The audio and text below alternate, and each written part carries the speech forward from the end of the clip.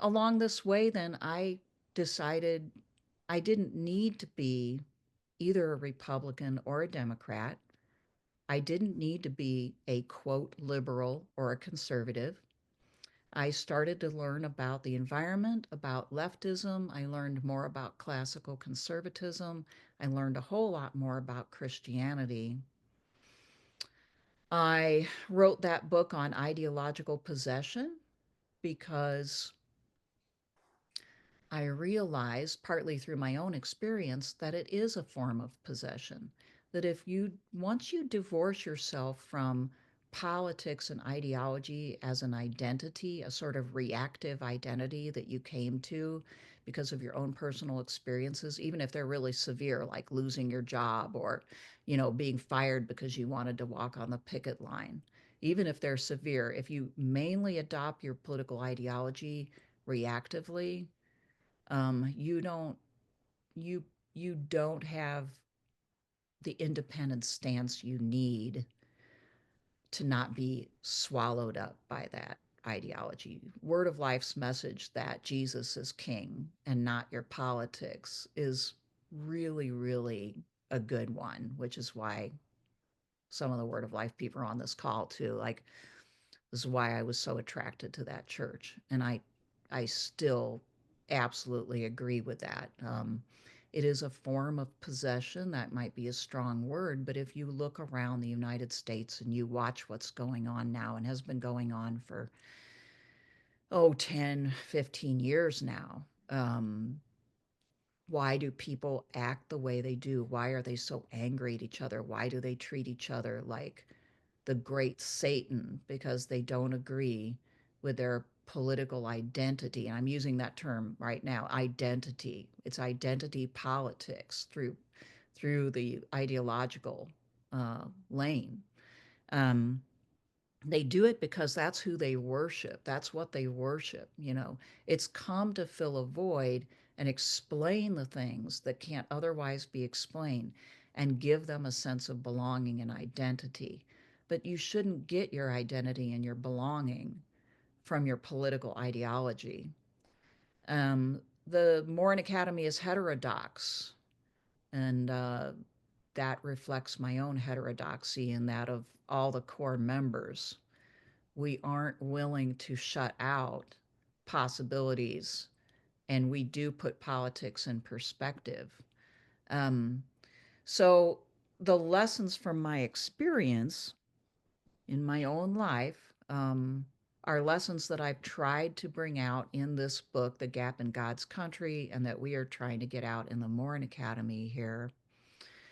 Our politics and our ideological identifications are often based on traumas that we've experienced, our negative and positive emotions, our fears, all of which are valid in the sense that we're feeling them and they're usually caused by real reasons. And yet they push us and they sort of feel like they're forcing us to take sides or to, find safe ground where we can join something so we can feel safe. But it's a false safety. Um, I would say it's clear to me, honestly, that most people, including myself, at least in the past, can adopt a political position without assessing not only every one of its arguments, but hardly any of its arguments at more than a superficial level. If we could assess all the arguments, we would absolutely find that we don't agree with some of them and that we agree with others. But most of us don't look carefully into the arguments. We we do operate on our emotions. And that's why we can switch ideological loyalties very quickly because most of our loyalties are based on what makes us feel good. And when something switches and it no longer makes us feel good, that's when we leave it and find something else that will make us feel good. But feelings, I mean, they're essential, okay? don't want to not have them, but they aren't a great basis for making political decisions as a citizen. When they get really inflamed, people can't even think at all. And thinking is essential for actually making good decisions. So you know you're in trouble when either you or somebody else says, I'm not even going to read that. I'm not going to listen to that. I don't want to hear it. I'm not going to, because that's a reaction that's based on fear. And it's fear that, oh, that where I feel like I belong and that makes me feel justified or safe or righteous or whatever it is that you want to feel is being threatened. And I just don't want to confront the idea that I might not have it. Okay.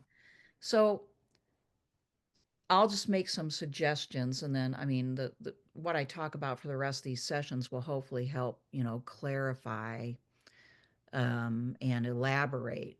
Um, but I think we have to ask ourselves kind of probing questions. Uh, when we get confronted by an idea put forth by somebody on TV or somebody in our lives, and we get upset, so upset that we can't think about it and we can't, respond rationally to it. I think we need to ask ourselves, why am I so upset? Okay. Is it really the political proposals that's being put forth that's that upsetting? Or is it my personal experience that I'm reacting to again? It might be an experience that I had long ago, like being insulted by people on the East Coast who didn't like Thucydides, you know?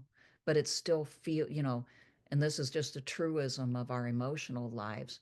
When you've had a traumatic experience in your earlier years, it's still alive in you forever. And when something else comes along that sort of feels the same way, it comes popping out all over again. And I think that's why people feel that emotion. It's it's not so much the political proposals, it's that hurt. Now, mine is a very, like specific situation. Most people probably have something actually more serious than that to fall back on when they're, feeling their feelings, like being fired or not knowing where their next meal is going to come from because there weren't any jobs, or, being mugged by somebody on the street, having their purse snatched, whatever it is. You know, all of us have had some really bad experiences. And we may have attached political significance to those experiences, especially if somebody came along and spoke to those experiences, right? And tried to explain them or offer safety from them. So ask yourself, why are you really upset? What's at the core of that? What really happened? And I know this sounds psychological, but that's because it is. Like, politics is extremely psychological. And so my book on ideological possession is political psychology. And this current book has also got a lot of political psychology in it. Ask yourself, why am I so attached to this ideological movement, if you are, or if you aren't, like people in your life who are, right? Like, why do I feel such strong feelings about this? Why am I so like feeling so much about it that I put like a F Joe Biden flag in my yard, or, put I don't know, a donkey bumper sticker on my car that says F you Trump. What, I don't know what people do. People do all kinds of things, right? Like, why is it that why so much like energy attached to that, right? Why, when you're going into every single conversation, do you go into it as this, right? With your feelers up, right? What does that really represent? And then what can I do to directly address the way I feel? I suspect that a lot of people who are angry and expressing it through the ballot box today, and a lot of us were surprised at the vociferousness of the vote, right? Like how big of a vote that was in this last election. A lot of them have felt, rightly or wrongly, I'm not talking about like facts here, but just other than like our feelings, right? But they feel undervalued, they feel demeaned, they feel insulted, they feel attacked, and I argue in my book they feel precarious, and that's even if they're not poor.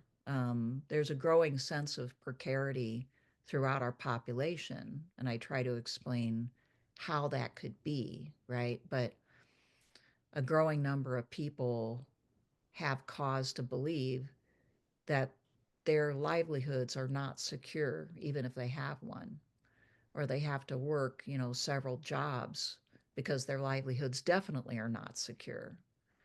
And so there's a lot of there's a lot of anxiety out there. There's a lot of fear. And then on top of that, there's this cultural feeling that cultural elites look down upon ordinary people, and that they don't share very much in common, that they live very different lives. And I would have to say, I think that's true. I think that's true. I've witnessed that myself quite a bit. And so people don't like that, and it hurts their feelings. Now, at this point in time, I'm honest with you, I think we're past the point where we can have these questions asked and answered in a rational manner. I think my book probably came out a little too late for this. And probably no book would ever like cause people to reconsider. I'm doing the best I can, but I don't believe that, because I mean, there have been other books like my book. I don't think there's a book that's covered as much ground from different, areas, and sources of information as this book. But What's the Matter with Kansas came out years ago, and it kind of sent the same message about like listening to other people. And it did the Democratic Party didn't hear that message. um, but anyway, like, these are the questions I think we need to ask ourselves. How can I more dispassionately evaluate my limited political economic choices? We have to realize that no political ideology or political proposal is gonna solve all of our problems. It never will. We need to realize that it's politics is imperfect because human beings are imperfect.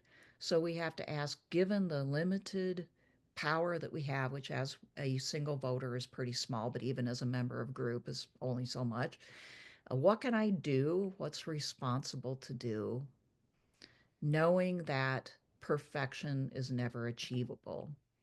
And we have to ask of others who come at us with anger or who are annoying because they come at us, like, I don't know how many times I've met somebody first time out of the gate, never saw them before, and the first things out of their mouths is political, which is just bizarre. It's like, really, like ideological possession has taken over when it's not, hello, I'm so and so. I do this for a living. My family comes from here. No, it's like immediate political dissertation in your face. That's weird. Okay. It's like, so when you meet somebody that strikes you as overwrought, about politics, I think it's important, at least at first, the right thing to do is to not say, what's wrong with you, but what's wrong? If you had a neighbor or a friend or a member of your family who had behaved fairly normally for most of the time you'd known them, then suddenly they came in and they were all pissed off and they snapped at you, or they insulted you, or they said some weird thing about what needed to be done. If you like them enough, you would probably say, is something wrong? Like, have I done something wrong?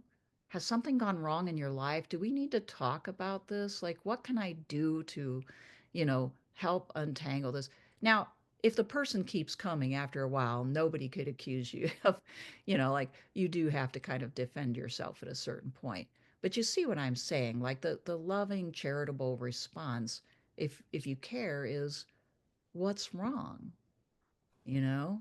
And then can we do something about that? If, on the other hand, you are defensive immediately right back, then you have become part of the problem, right? So you are now responding in the same sort of way. And defensiveness can amount to a sort of gaslighting. This is a little picture from the movie there.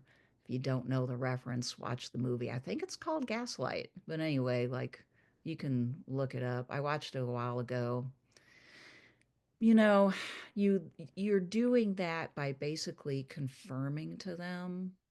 You're sort of mirroring back their angst and their anger and you're confirming, but you're also basically dismissing their feelings and more or less treating them as though they're crazy. And that's what gaslighting is. It's to say, no, you didn't see what you saw. No, you didn't hear what I didn't say that. I didn't do that. This isn't true at all. Okay. And when you do that, you have just pulled the rug out from under the other person's unfortunate reality, right? Who has become like so overwrought with politics. This is their reality, right? In the case of politics. Um, and so you're not going to get anywhere with that. And now you're upset too. So as much as with it would, as much as what's in our power to do, I I think we need to try to first react with charity and ask ourselves, how can I more dispassionately address the other person's politics as their emotional reactions? Because if you see their politics as an emotional reaction, you then should be able to say, why are you having this emotional reaction? And you might be surprised that if you ask a few questions, they start to say things that you can empathize with and that you can try to find some common ground with. And at least you will have shown them that you care rather than confirming their deepest suspicions that you are somehow batting for the evil team.